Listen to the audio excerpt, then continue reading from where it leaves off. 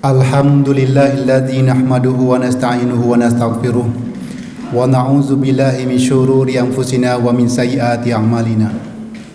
Man yahdihillahu fala mudhillalah wa man yudlilhu fala hadiyalah. Asyhadu an la ilaha illallah wahdahu la syarikalah wa asyhadu anna Muhammadan abduhu wa rasuluhu la nabiyya ba'da. Qala Allah Ta'ala fil Qur'anil Karim, A'udzu billahi minasyaitonir rajim. Bismillahirrahmanirrahim. Ya ayyuhalladzina amanu taqullaha haqqa tuqatih wa la tamutunna illa wa antum muslimun. Wa qala aidan laqad khalaqnal insana fi ahsani taqwim thumma radadnahu asfala safilin illal ladzina amanu wa amilus solihat falahum ajrun ghairu mamnun. Ma'asyiral muslimin, sedang Jumat yang berbahagia, marilah kita menyampaikan puji syukur kita kehadirat Allah Subhanahu wa Ta'ala. Karena kita sebagai hambanya sangat layak sekali kita untuk bersyukur. Karena kita setiap saat, setiap waktu senantiasa menikmati pemberian dan anugerah Allah kepada kita semua, baik berupa kesehatan, baik berupa kesempatan, dan lain sebagainya. Dan yang nikmat yang paling terbesar yang Allah ciptakan untuk kita ialah adanya keimanan kita kepada Allah Subhanahu wa Ta'ala. Insyaallah dengan iman itu dapat menyelamatkan kita hidup di dunia ini dan sampai juga selamat insyaallah di akhirat kelak nanti. Kemudian salawat dan salam kita mohonkan untuk Nabi Muhammad sallallahu alaihi wasallam. Beliau yang telah membawa risalah Islamiyah untuk panduan manusia di dunia, baik semenjak zaman beliau sampai zaman sekarang dan sampai zaman berikutnya. Insyaallah risalah Islamiyah bila kita pedomani dan kita laksanakan, insyaallah kita akan terjaga hidup kita di dunia sampai ke akhirat. Selanjutnya, khatib mengimbau kepada segenap hadirin berbahagia, marilah kita senantiasa meningkatkan iman dan takwa kita kepada Allah Subhanahu wa Ta'ala. Kita tingkatkan iman kita dengan keyakinan yang tak tergoyahkan, dengan keyakinan yang kokoh, tidak beranjak kita dari keyakinan itu. Kita iman kepada Allah dan iman kepada segenap rukun-rukun dalam keimanan dalam Islam ini. Insyaallah dengan keimanan itu kita akan menjadi insan yang sempurna. Kemudian di samping itu kita juga meningkatkan takwa kita kepada Allah, yaitu dengan melaksanakan apa yang diperintahkan oleh Allah dan menjauhi segala apa yang dilarang. Yang diperintah itu ada bentuknya dua. Yang pertama perintah dalam bentuk kewajiban, yang kedua perintah dalam bentuk anjuran, namanya sunnah. Tapi kedua-duanya itu adalah perintah. Maka kepada kita yang beriman seharusnya melaksanakan kedua-duanya. Begitu juga larangan. Larangan itu ada dua bentuknya. Ada larangan yang berbentuk diharamkan, dan ada juga larangan yang bentuk dicegah atau dianjurkan untuk tidak dilakukan, namanya makruh. Maka orang-orang yang beriman kepada Allah, yang sebenarnya beriman, baik yang haram maupun yang makruh, kedua-duanya hendaklah kita hentikan dan kita jauhkan. Hadirin yang berbahagia, pada ayat tadi khatib telah membacakan firman Allah yang terdapat dalam surah At-Tin ayat 4 sampai ayat 6. Allah menjelaskan, A'udzubillahi minasyaitonir rajim. Laqad khalaqnal insana fi ahsani taqwim.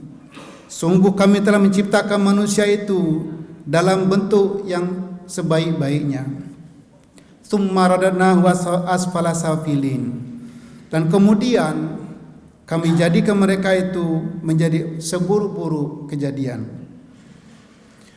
Illal ladzina amanu wa amilus solihat, kecuali orang-orang yang beriman dan beramal soleh. Bagi mereka falahum ajru ghairu mamnun, bagi mereka adalah balasan atau ganjaran yang tidak pernah putus. Nah, hadirin sidang Jumat yang berbahagia, kita baru saja melewati bulan Ramadan 1442 Hijrah dan sekarang kita berada pada bulan Syawal. Itu bulan yang dimana kita dituntut untuk dapat membuktikan keberhasilan amalan-amalan Ramadan kita. Pada bulan Syawal ini kita harus membuktikannya bahwa kita bisa meningkatkan lebih daripada bulan Ramadan kemarin. Untuk itu hadirin berbahagia, ayat ini dapat kita jadikan sebagai dasar pijakan kita bahwa di dalam kita untuk meningkatkan kepribadian kita, meningkatkan amalan kita, dan meningkatkan kualitas iman dan takwa kita kepada Allah Subhanahu wa taala. Sebenarnya Allah telah menjanjikan kepada kita bahwa sebenarnya kita ini adalah manusia atau suatu makhluk yang diciptakan Allah dalam bentuk sebaik-baik bentuk kejadian. Ini fitrah kita baik karena kita ini istimewa. Manusia ini istimewa daripada makhluk-makhluk yang lain. Kita istimewa daripada para malaikat. Kita istimewa daripada jin ataupun setan. Dan kita istimewa daripada makhluk binatang dan hewan. Kita istimewa daripada tumbuh-tumbuhan. Dan kita pun istimewa dari benda-benda mati yang lainnya. Di mana letak istimewa kita itu? Letak istimewa kita itu pernah dirumuskan oleh Ahmad Dahlan. Kata Ahmad Dahlan, manusia yang sempurna itu atau manusia yang lengkap itu memiliki 3 unsur, yaitu adanya unsur jasmani. Bila unsur jasmani, yang mungkin binatang, makhluk, tumbuhan juga sama. Namun yang kedua, ada namanya unsur rohani. Ya, unsur rohani. Nah, unsur rohani ini manusia punya. Ya, jin juga punya, malaikat juga punya. Nah, kemudian ada unsur akal. Ya, ada unsur akal. Nah, ini akal, ini manusia sempurna. Ya, manusia akalnya itu bisa berkemajuan. Manusia itu bisa memiliki peradaban yang bisa meningkatkan kehidupan manusia itu. Hadirin bahagia, sebagai makhluk yang sempurna, ciptaan Allah Subhanahu wa taala, maka kita tentu harus merawat, ya, harus merawat ketiga unsur yang diciptakan Allah untuk diri kita ini. Kita rawat jasmani. Jasmani ini kita rawat dengan apa? Dengan makanan, dengan pakaian, dengan tempat tinggal, dengan menjaga kesehatan, dengan menjaga keamanan, tentang pendidikan, budaya, sosial.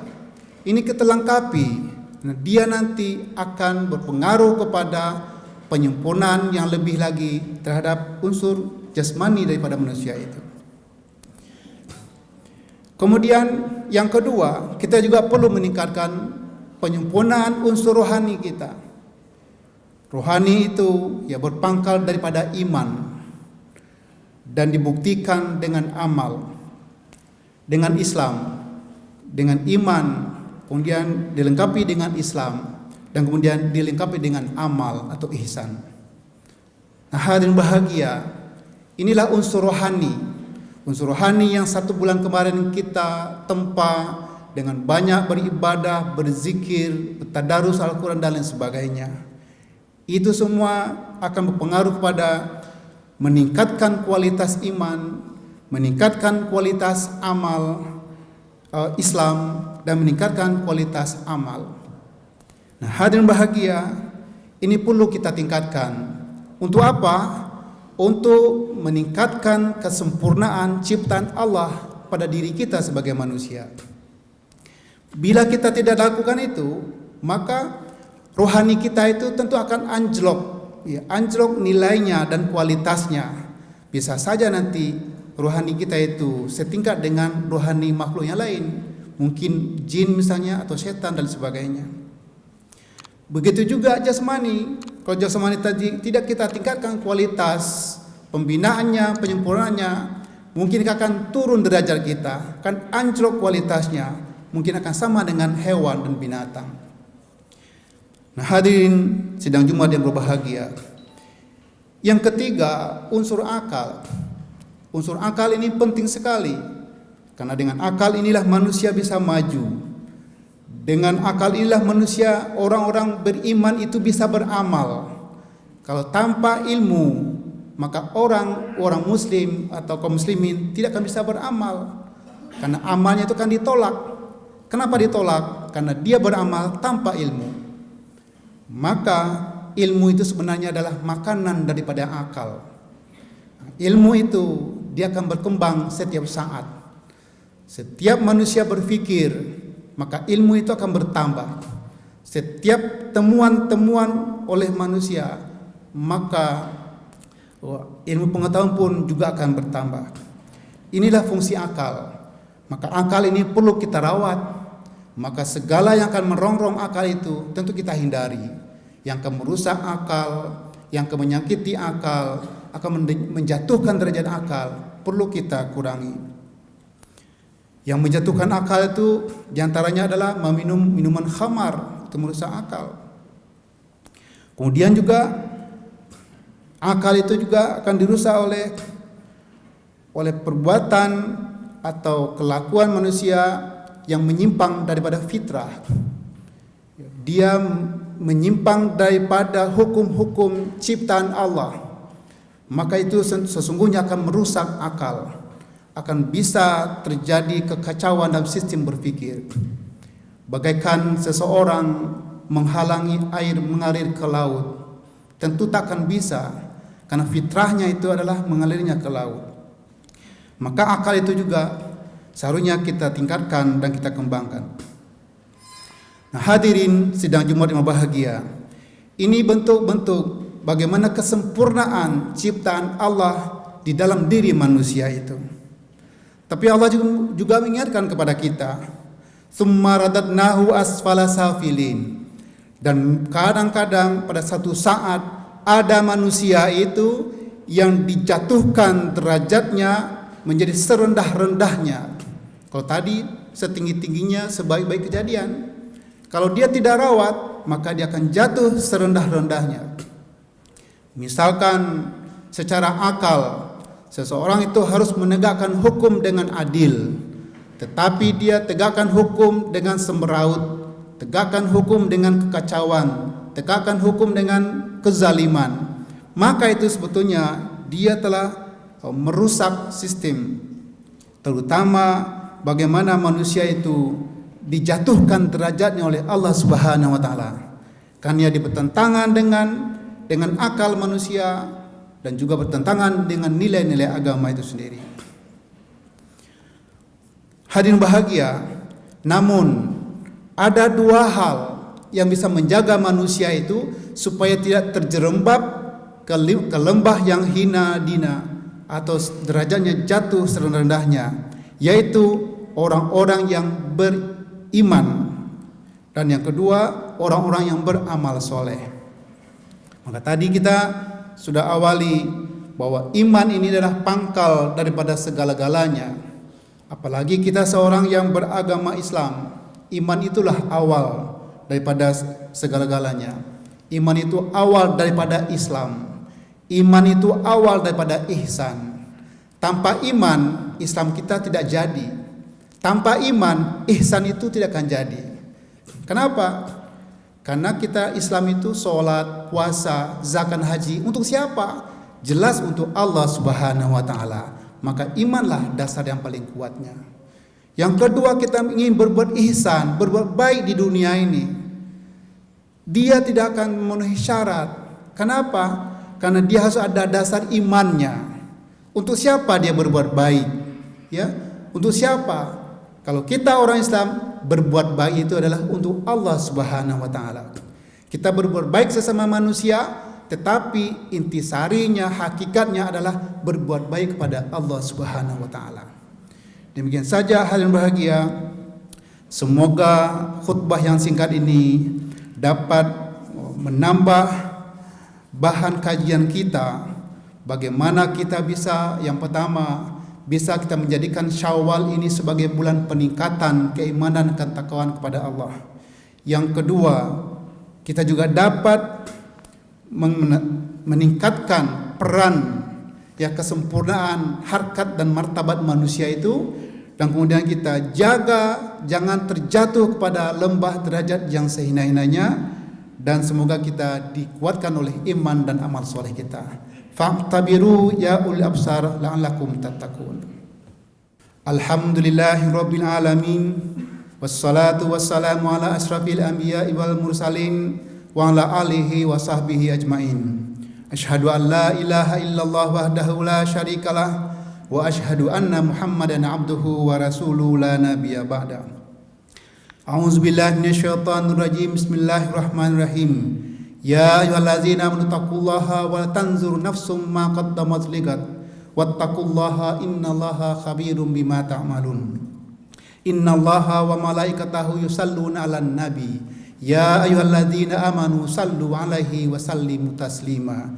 Allahumma salli ala Muhammad wa ala ali Muhammad kama sallaita ala Ibrahim wa ala ali Ibrahim wa barik ala Muhammad wa ala ali Muhammad kama barakta ala Ibrahim wa ala ali Ibrahim innaka Hamidum Majid.